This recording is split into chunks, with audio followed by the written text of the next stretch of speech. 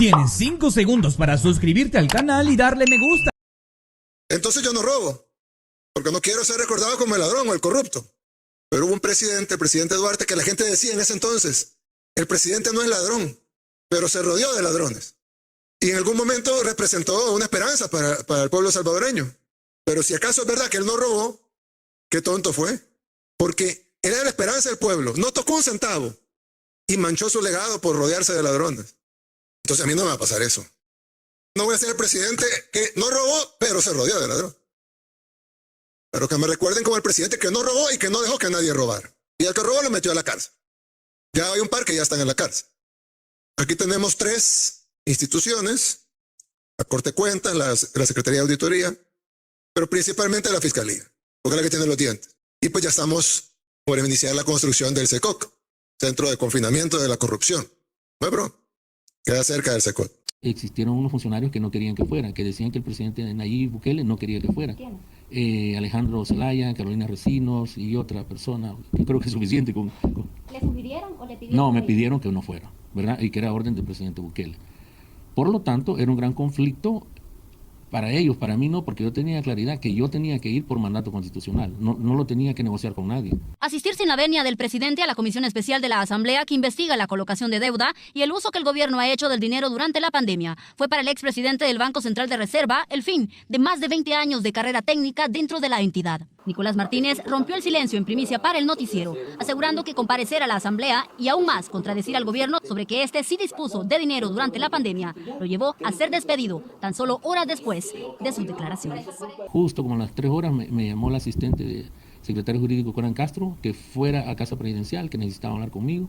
Inmediatamente, al día que fuera en la mañana siguiente, temprano, les pregunté para qué querían hablar conmigo, no me dijeron, era obvio que me iban a despedir. Fui al día siguiente, tenía una reunión tempranito, me atendió el secretario jurídico Corán Castro y me dijo que lamentaba que me pedían el cargo, ¿verdad? Que el presidente quería que entregara el cargo. Entonces yo le pregunté, ¿y esto qué es? ¿Es renuncia, destitución? ¿Qué es esto? Porque a mí, ¿por qué? Entonces él me dijo que me pedían el cargo porque había ido a la Asamblea Legislativa a cumplir mi deber, ¿verdad? Él solo me dijo porque fue a la Asamblea Legislativa y le habíamos dicho que no fuera. O sea, confirmando los mensajes que me habían mandado con la comisionada Recinos, el ministro Zelaya, que no fuera. Hasta el 16 de septiembre, fecha en la que el entonces funcionario asistió a la Asamblea, el gobierno había asegurado que no había dispuesto de fondos durante la pandemia. El expresidente del Banco Central de Reserva dijo en ese entonces a la comisión que solo en deuda externa e interna ingresaron al gobierno 2.643 millones de dólares.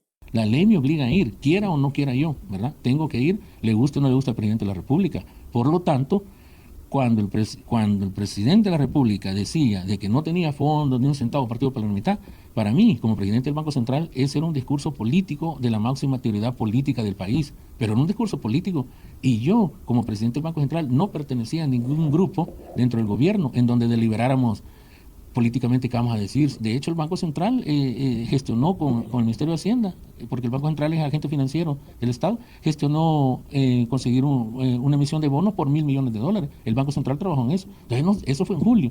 Entonces, cuando yo fui a la Asamblea en septiembre, obviamente que nosotros sabíamos que había entrado dinero, que estaba disponible, algunos se tenía que mover y todo. Entonces, yo políticamente lo que decía el presidente, perfecto, pero son sus palabras y que él las explique. Yo no voy a mentir por nadie, ¿verdad? Así es que para mí no es una opción. Pero me imagino que si no hubiera ido, así como hay muchos funcionarios que no mandan informes a la Asamblea, que no asisten, que dicen que no asisten porque están atacando la pandemia, eso es absurdo, es ridículo. El funcionario es un empleado público. Si él tiene un cargo, si bien lo nombra el presidente de la República, pero se le paga con fondos públicos y el verdadero jefe de cada funcionario público es el pueblo salvadoreño. Si la Asamblea le dice, venga, explíquenos tal, quieran o no tienen que ir. O sea, no hay otra, es por ley. Entonces, para mí, en mi cabeza jamás me ocurrió, no voy a ir, voy a decir que estoy enfermo. ¿O ir y mentir? No, pues es un delito, pues. Quitarle la presidencia del BCR no fue la única represalia, dice Nicolás Martínez, la plaza que ocupó como técnico desde 1997 y de la que tenía una licencia mientras fue titular del banco, fue suprimida. La notificación se la dieron 2 semanas después de que este fue despedido, en una reunión a la que fue convocado con engaños, asegura. Entré engañado y les dije, miren qué les pasa, ¿por qué me convocan así?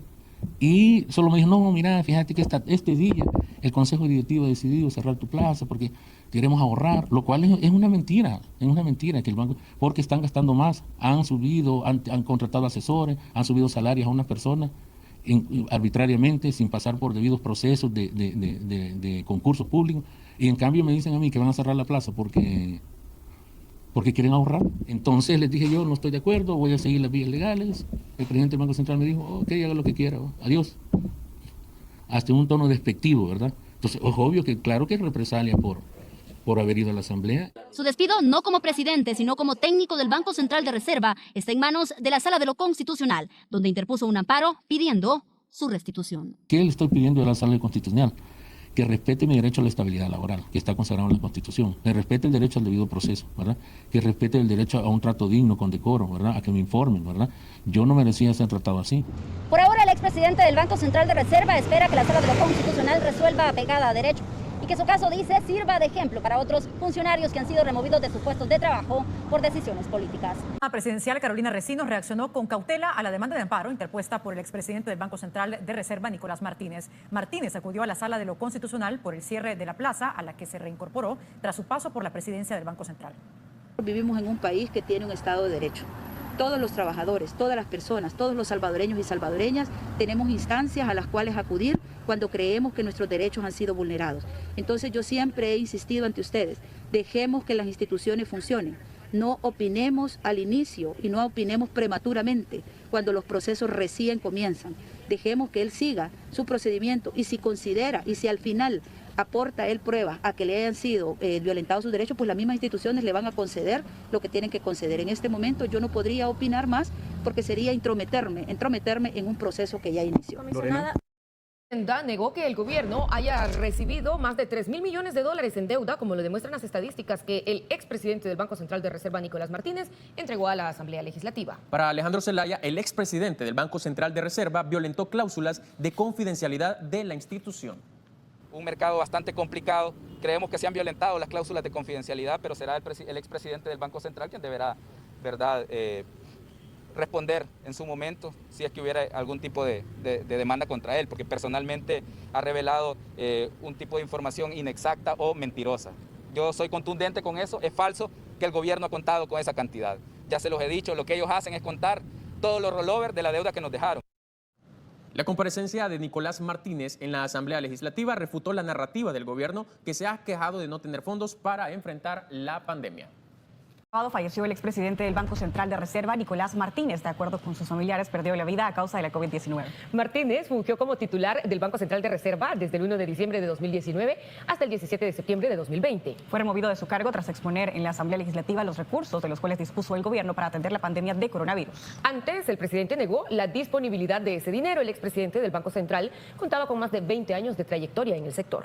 Tienes 5 segundos para suscribirte al canal y darle me gusta.